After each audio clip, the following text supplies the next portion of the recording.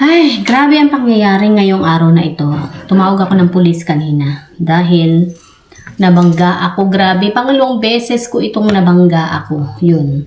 Good thing is, hindi ko naman kasalanan at hindi naman ako ang bumalik. Yung parang, anong tawag nung nag-back up sa likod ng babaeng naghatid ng kanyang anak sa school. Grabe. So, ito na nga, buti na lamang talagang hindi ako may kasalanan, Diyos ko. Natuwa na rin naman ako na hindi ako may kasalanan, yes, at saka hindi rin ako yung, anong tawag dito, yung, hindi ako napaano, kumbaga, hindi ako nasaktan, kumbaga, medyo parang feeling like traumatized lang ako kasi pangalawang beses ko na nga ito na nag-back up sa akin, yun nga tao. Nanginginig pa rin ako hanggang ngayon. Tapos yung tumawag nga ako ng pulis, buti na lamang, ngayon alam ko na hindi mag-iimbestiga ang mga pulis kapag sa private property ka. Pero kung public, yun sa labas nga, hindi siya sa... kasi nangyari ito sa street sa lansangan. So yun, dumating ang pulis, nag-imbestiga sila. Tapos yun, syempre sa explanation pa lang ng babae, alam lang siya ang at fault. Yun. Talagang sira yung aking wasak yung aking unahan ng kotse yun. Tapos yung pintuan ko ay hindi ko maibukas. Tapos yung hood ay hindi ko rin maisara. Yun, kasi nakabukas ng kaunti. Tapos, so hindi naman malala yung damage, pero malala na sapat para ipaayos yung kotse, kumbaga, kasi nga basag yung ilaw sa light bulb. Yan. Tapos, ano pa? Nung dumating yung pulis, una muna tinawagan ko siya, tinanong niya kung anong pangalan ko, saan ako nabangga, ganyan-ganyan, phone number ko, tapos binigay ko. Pagdating doon, ganun uli ang nangyari. Tapos, yun nga, kinuha niya yung po na driver's license at insurance ng babae na nakabangga sa akin. Yung kalauna na is, yun nga, nagbigay na ng hatol na pinaluwanag niya. Sabi niya, naghatid ako ng anak ko sa school, sabi niya ganun. Nung paalis na ako sa stop sign, sabi niya ganun. Pag back up ko, hindi ko siya nakita kasi masyadong mababa yung kotse niya. Sabi niya ganun, hindi ka talaga tumingin. Dahil, pag nagba-back up ka, titingin ka talaga sa likod. Kahit pa yun ay mababa, kahit pa yung truck mo ay mataas. Kasi nagdadrive din ako ng truck noon. Tinitingnan ko muna yung likuran ko. At kita ko yung sasakyan kahit pa mababa yung kotse, kita ko yan. So yun, alam ko. Kaya talagang mahalagang tinitingnan ko talaga yung likuran ko bago ako mag-back up. Dahil talagang yan ang natutunan ko talaga. So yun, hindi siya tumingin talaga. So sabi ng pulis, sorry, pero kasalanan mo talaga yan. Ikaw talaga ang may pananagutan yan, sabing ganun. Kaya bibigyan kita ng violation ticket, sabi niya ganun. So nabigyan siya ng violation ticket. Tapos ako, sabi niya, maghintay ka lamang ng, sinabihan kaming dalawa. Okay, maghintay kayo ng 3 araw bago kumuha ng police report. Tapos saka nyo ibigay sa insurance ninyo. Buti na lang may insurance din. Tapos sabi niya, kung kailangan ko ng kotse, nagagamitin ko pagpasok sa trabaho. Kasi tinanong ko, sabi ko, pwede ko bang gamitin tong kotse ko pagdadrive sa trabaho? Kasi baka mahinto ako ng pulis na naman. Kasi broken yung salamin ko. Tapos sabi niya, hindi ka mapara ka man is, paliwanag mo lang na nabangga ka nga. Yun. As binigyan siya ng ticket, it's a violation ticket nga. Tapos sabi ng babae, siya ba? Hindi ba siya magkakaroon nito? Talagang ako pang gusto niya magkaroon ng violation ticket? Sabi ng police, no. Hindi siya magkakaroon ng violation ticket kasi hindi naman siyang may kasalanan. Ikaw yung umatras sa kanya. Kaya ikaw ang magkakaroon ng violation, hindi siya. So, ito na nga. Sabi ng police, kung kailangan ko nga daw ng kotse na gagamitin sa pagpasok sa trabaho, kumuha ko ng rental car. Siyempre yung bill noon, ibibill dun sa kanya, dun sa nakabangga sa akin. Yun nga, ipapaayos ko yung kotse ko. Pwede naman daw na ipaayos na, pero hinihintay ko pa yung isa ko nung gagawin ko. Pero naisip ko kasi, ano bang dapat unahin? Tinanong ko kasi yung police kung unahin ko ba na dapat ay ipaayos ko muna yung kotse ko or intayin ko muna yung insurance company ko. Yun. Or intayin ko muna yung police report. Sabi niya, pwede rin naman daw na ipaayos ko na yung kotse ko. Sabi niya ganun. Tapos, wala daw namang problema. Pero yung police report nga is iintayin bago. Tapos sinanong ko rin kung tatawagan ko na ba yung insurance ko.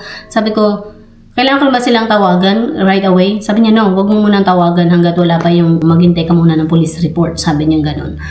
Sabi ko, okay, sige. Grabe, nakakaano talaga. Yung papasok ka sa trabaho, tapos ganito yung nangyari sa iyo. Talagang hinig to the max. Buti na lamang at hindi naman ako yung parang, yung malakas na kabog nung binangga niya. Hindi naman. Yun.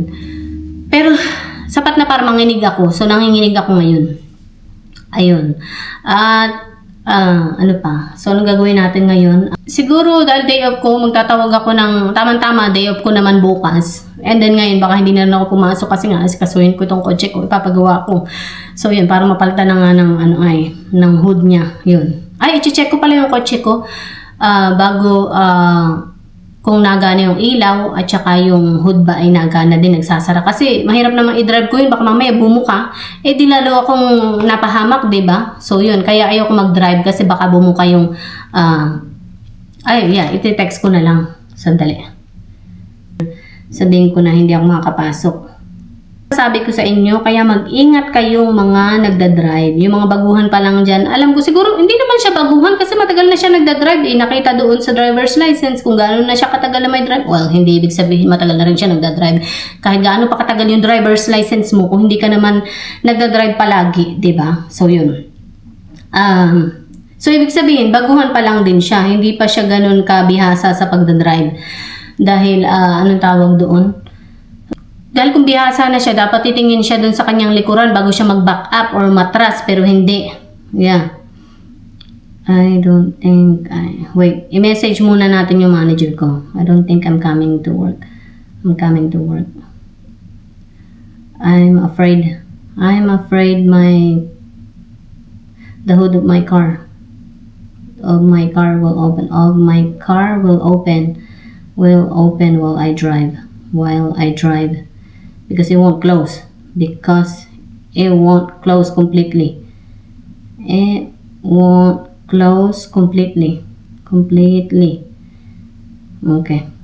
Okay, so na-text ko na siya, hindi na ako papasok para masikaso ko itong kotse ko.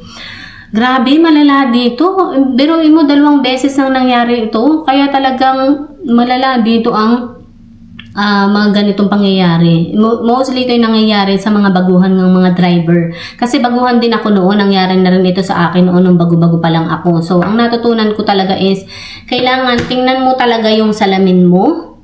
Tapos, yung pagliliko ka, pag mag-a-atras ka, titingnan mo yung salamin mo, ililiko mo rin yung ulo mo, titingnan mo yung likuran mo kung may sasakyan sa likod mo.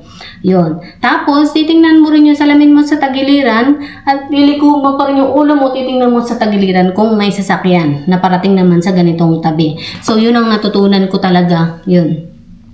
Kaya, mag-ingat talaga at hindi ka talaga safe kahit ikaw ay nasa grocery store sa labas, pwede kang mabangga doon. Kaya nga ako'y natatakot na rin minsan kahit anong iwas ko sa kanila, minsan kahit ako'y nandun na sa pinakang dulo kasi ayoko nang may mga yung parang crowded ng mga sasakyan, kaya naiiwan ako minsan sa empty parking space dahil gusto kong masiguro na walang makabangga, pero hindi ka pa rin safe doon dahil kung merong baguhan na driver at hindi marunong mag-drive, mababangga ka pa rin. So, talagang, grabe. So, eto, hanggang ngayon, nginig pa rin ako hanggang ngayon. Hopefully is, maano ko talaga, anong tawag dito? Hindi na mangyari ito, pero mahirap iwasan So, yun. So, hanggang sa muli, mag-iingat tayong lahat. At saka ito at ito rin may papayo ko sa inyo, sa mga nandito sa Amerika. Kung mababangga kayo, makakabangga kayo, kunin ang information, lalo na kung alam nyo na hindi ikaw ang may kasalanan. At kahit pa ikaw ang may kasalanan, ganun pa rin mag-i-exchange, magpapalitan kayo ng information. Driver's license, phone number, at anong tawag dito, insurance, i-video mo din yung and then, i-video mo na yung mga na nangyari sa sasakyan mo, ganyan, kung napinsala ba yung sasakyan mo. And then, walang witness na nangyari sa amin ngayon. Usually, may witness, pero walang nag-witness ngayon kasi super busy rin yung mga nangyari. Kaya, ayun, wala din siguro nakakita, kaya ayun. Wala kaming witness ngayon. So, hindi pa rin siya nanalo kahit walang witness. And yun nga, hindi pa rin siya. Kasi usually, pag ikaw talaga yung naka-atras ng sasakyan, ikaw talagang may kasalanan noon. Yun. So, anyways, kunin ang information and then tumawag na rin ng pulis, okay? Mag-file kayo ng report para sa car accident. Itong nasasabi ko sa inyo, kung kayo ay nangyari ito sa halimbawa ay sa parking area ng Dollar General or kung anumang grocery store na private owned, hindi mag-iimbestiga ang mga pulis. So, mahirap yung ganun. kasi wala kang panalo doon. Meron pa rin pero kailangan talagang meron ka mga proof talaga. Yun. Pero kung ikaw ay mababangga sa halimbawa sa street, yun, meron kang ano doon kasi open yan. Darating talaga ang pulis kapag tumawag ka at nag-file ka ng report. So dumating nga yung pulis kanina. Nakamotorsiklo siya. So, tinawagan ko na siya at baka unahan pa niya ako kasi may nangyari daw na ganyang kwento na ikaw pa yung uunahan. Pero yun, naunahan ko na siya. Kasi nadala ako sa kwento. Meron kasi ako narinig na kwento na ganyan na nangyari na sa kanya na inunahan daw siya kahit hindi naman siyang may kasalanan. Siya na nga nabangga. Siya pa yung naagrabyado. So, yun. So, ang ginawa ko, unahan ko na, tinawagan ko na ang pulis. Tapos yun nga, dumating yung pulis at naayos naman yung aming ano ay, yun nga, sinermonan siya kanina. Sabi niya, bibigyan kita ng ticket. Kasalanan mo talaga. Sabi niya, it's at your fault. Sabi niya ganun.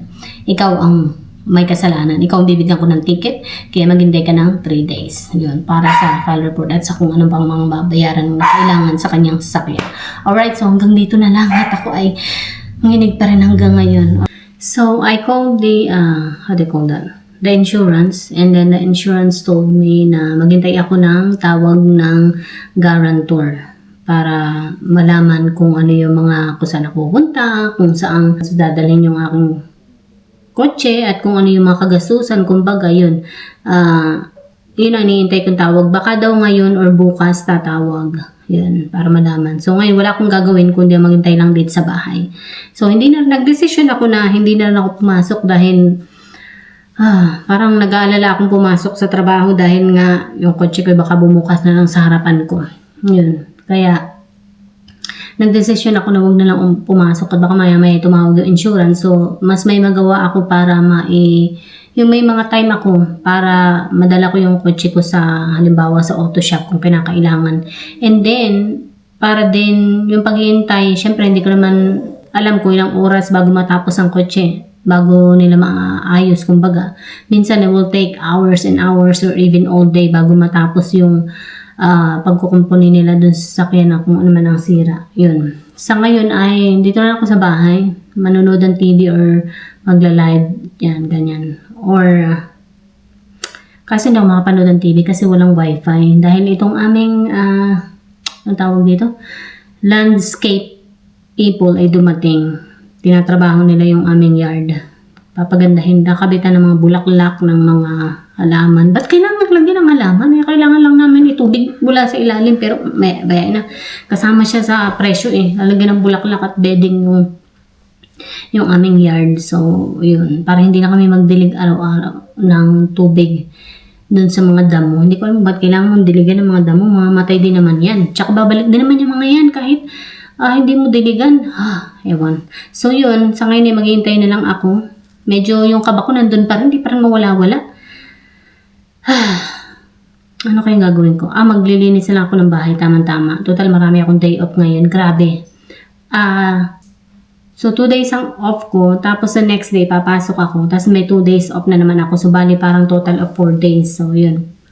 Kaya magandang pahinga. Isang araw na pasok, kumbaga. Grabe. Alam ko na ang gagawin ko. Tatawag ako ng magpapa-appointment ako sa dentist ko dahil iiwanan ko na yung luma kong dentist. Dahil yung luma kong dentist ay hindi ko na alam kung anong nangyari. Anong tawag doon? Yung parang pinabayaan ka na lang. So, parang sumuko na sila kasi nga nakailang tawag sila sa akin. Hindi ako nasagot dahil laging busy. Tapos, ang tagal naman nilang magbigay ng appointment. Minsan nabuti ng 1 month, 2 months bago ako magka-appointment. So, tapos hindi na nakapag-communicate sa iyo. Kaya, lilipat na ako ng ibang dentist. Kasi kailangan ko nang ipaano yung ngipin ko. Dahil ang tagal ko lang din nagpapalinis. Sandali, tatanungin ko muna yung landscape people. Dahil parang pinutol nila yung aming internet. Yung wifi, yung fiber. Kasi wala kaming internet hanggang ngayon. Ginagawa nila kung kailangan bang putulin yung tatanungin ko.